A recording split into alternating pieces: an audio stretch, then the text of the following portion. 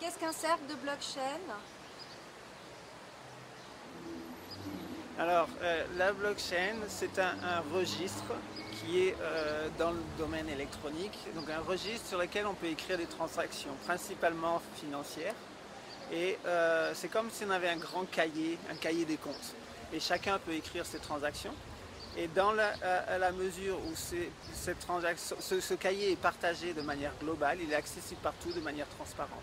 Donc, ce qui donne une propriété intéressante pour le milieu financier. Il y a un système de verrouillage de chaque bloc, pour ça qu'on appelle blockchain, c'est qu'on écrit les transactions en blocs et chaque bloc est verrouillé par un cadenas électronique entre guillemets. Et ce qui donne la sécurité du système. Une sécurité, c'est comme un cadenas qui est inviolable. Et c'est la première fois que l'on a sur Internet un système de sécurisation qui ne demande pas un système autonome. Donc c'est des propriétés qui permettent de révolutionner le milieu de la banque, le milieu des gouvernements, les assurances.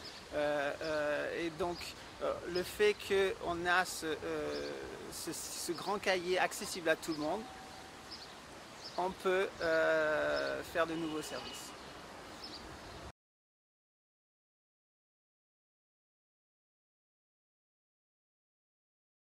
À quoi ressemble le robot de ta blockchain?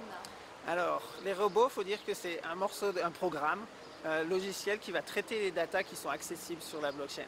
Alors, qu'est-ce qu'un robot?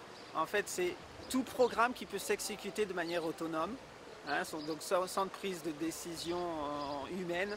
C'est-à-dire qu'on lui donne des données en entrée, il va les traiter et puis il va générer les données qu'on a programmées pour une certaine tâche. On éduque un robot en fait à faire certaines tâches que l'on ne veut pas faire. Alors d'un point de vue utilisateur, qu'est-ce qu'un robot? Est-ce qu'il est palpable? Est-ce qu'il y a quelque chose? Il n'a aucune réalité physique. Par contre, il a une réalité virtuelle. Il a un code ADN. C'est-à-dire qu'on peut l'identifier de manière unique parce qu'on l'associe à chaque personne. Donc il a un code ADN, il a un nom comme tout le monde, il a un numéro d'identité, il a même un chat. Donc nos robots, ils ont leur image, ils ont une image, ils sont particuliers, on les reconnaît et ils ont leurs animaux domestiques.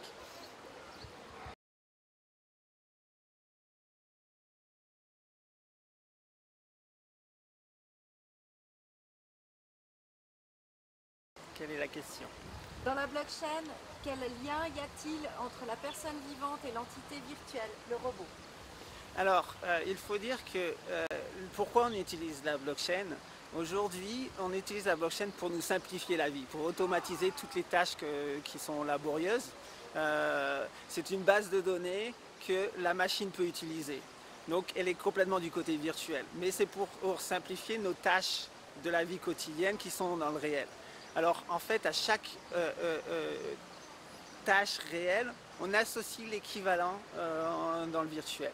C'est-à-dire qu'à chaque personne, il y a un robot. Alors qu'est-ce que c'est un robot? C'est une entité logicielle qui fait une tâche donnée, par exemple payer les factures, par exemple faire un résumé des news ou faire de la prédiction des choses beaucoup plus complexes, faire de la prédiction des marchés financiers. Donc beaucoup de services qui d'habitude sont dans le monde virtuel peuvent tous être automatisés. Et c'est pour ça qu'à chaque tâche automatisable, on crée un robot. Et il y a le pendant équivalent dans le monde physique.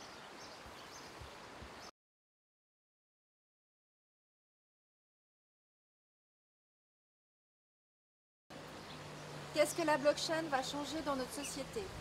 Alors, la blockchain, c'est une technologie qui est nouvelle, donc on n'est pas trop familiarisé. On voit un peu des changements de nos jours. C'est le fait qu'elle soit sécurisée sans avoir besoin d'avoir une confiance en un organisme bancaire, en un gouvernement, permet de distribuer les finances. Donc ça permet d'avoir des systèmes beaucoup plus autonomes. Les gens peuvent s'organiser. Comme j'ai dit, c'est un grand registre commun à tout le monde. Donc on peut utiliser ça pour tout ce qui est tâches services. Donc on voit des systèmes comme transportation, où on n'a plus les intermédiaires. Le fait que l'intermédiaire disparaisse, ça permet de faire du service de client à client ou de personne à personne, sans avoir besoin d'une entreprise intermédiaire. Et ce qui change complètement la manière dont on fait le commerce aujourd'hui.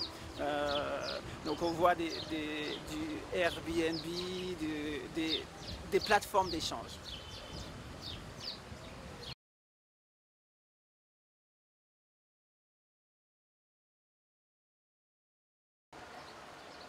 Comment la blockchain est-elle contrôlée? Ah, c'est une question très intéressante parce que la blockchain, par principe, elle n'a pas d'élément de contrôle. Il n'y a aucun élément centralisé, ce qui veut dire qu'a priori, il n'y a pas de contrôle. Et alors la blockchain, elle est gérée par un ensemble de robots qu'on a vus qui automatisent la blockchain. Seulement les robots peuvent écrire dans la blockchain. Alors, ça veut dire quoi? Ça veut dire que les robots, ils obéissent à certaines règles. Il y a une seule règle qui est de base pour contrôler la blockchain, c'est que le robot doit être prédictible. Il peut faire n'importe quoi. Il peut être corrompu, il peut être malsain, il va proposer une mise à jour dans les pages de la blockchain. Et si plusieurs robots disent la même chose, de manière prédictible, la page elle est ajoutée à la blockchain.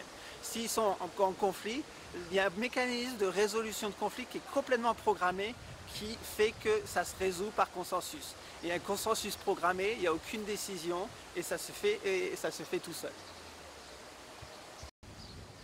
Comment faire confiance à ce système de blockchain? Alors, la confiance, c'est une question de sécurité. Est-ce que les données qui sont dans la blockchain sont sécurisées ou pas? Et souvent, ces systèmes de sécurité reposent sur la confiance. Le verrou dans la blockchain, c'est les mathématiques. Il y a une formule on base la sécurité sur le fait qu'on ne sait pas résoudre un problème mathématique. Et donc ça, la recherche, elle avance à chaque fois. Et donc c'est une sécurité à 5-10 ans à peu près. Et donc il faut évoluer, ça évolue avec la recherche, on fait évoluer ce verrou qui est né de la blockchain. Il y a un autre point qui est le point essentiel de la sécurité de la blockchain, c'est l'identité de chaque individu. Et alors dans la blockchain, on a tous des identités virtuelles, mais elles sont gardées par les individus eux-mêmes. Donc il y a un code secret, la question est-ce qu'on fait confiance en soi-même, à sa propre identité, et donc ça repose sur la manière dont chaque individu est capable de garder un secret.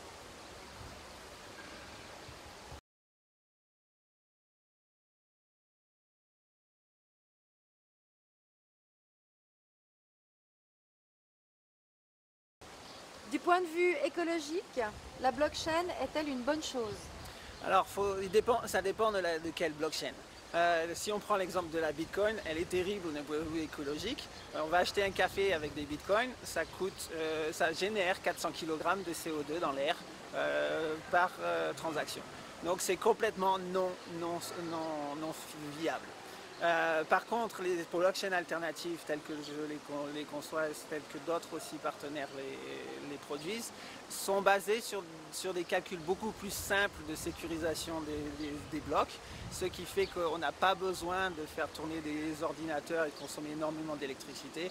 On se base sur des transactions, des témoignages de transactions, et de résolution de conflits s'il y a quelque chose qui n'est pas cohérent dans les transactions qui sont reportées. Et on approche aussi de manière hiérarchique plutôt que globale. Donc c'est comme avec une vue holographique par grappe qui fait qu'on est beaucoup plus safe d'un point de vue environnement.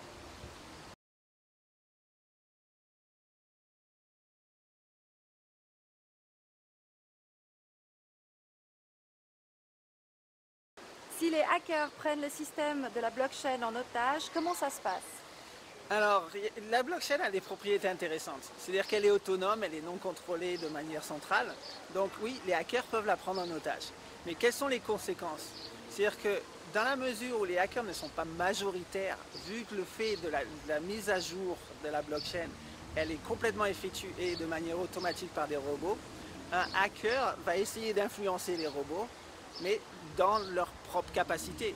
C'est-à-dire tant qu'ils ne dépassent pas les 51%, ils ne pourront pas hacker la blockchain. C'est-à-dire qu'ils ne pourront pas faire une mise à jour des blocs. Par contre, il y a toujours le problème de sécurisation de l'identité. Un hacker peut très bien faire ce qu'on appelle social engineering, c'est-à-dire essayer d'extraire les informations pour se faire passer pour quelqu'un d'autre. Donc il y a le vol d'identité. Alors comment on résout ça? C'est que pour chaque personne, la partie virtuelle qui est sur la blockchain, c'est une identité qui peut être volée. Mais on associe une identité réelle physique qui est le vivant, et elle qui est souveraine, et elle est secrète, donc le hacker n'a pas accès.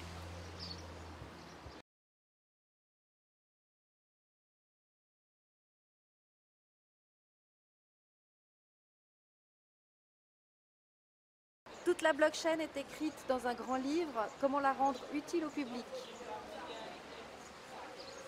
Alors il y a une multitude d'applications possibles pour la blockchain, hein, dans la mesure où c'est des données qui sont accessibles par tout le monde, aussi bien les êtres humains que les robots. Alors quand on est écrit dans un grand livre, il faut savoir s'en sortir, savoir reconnaître les pages, donc il faut la structurer. On peut dériver plein de petites blockchains, donc des chapitres en gros dans le grand livre. Et comme ça les gens se retrouvent. Ça peut être fait un chapitre qui peut être consacré à la recherche d'emploi. C'est-à-dire que tous ceux qui ont cherchent un travail, ils vont poster leurs compétences. Ceux qui proposent des emplois, ils vont lire les compétences des gens. Donc c'est un endroit où on peut collaborer. On peut envoyer des cartes postales et puis toutes les cartes postales du monde, elles sont envoyées sur la blockchain et on a des photos de cartes postales à chacun et puis on peut après... Il y a plein d'applications comme ça. Dans la mesure où c'est accessible à tout le monde, il suffit que l'on s'organise et qu'on parle le même langage pour que ça soit utilisable.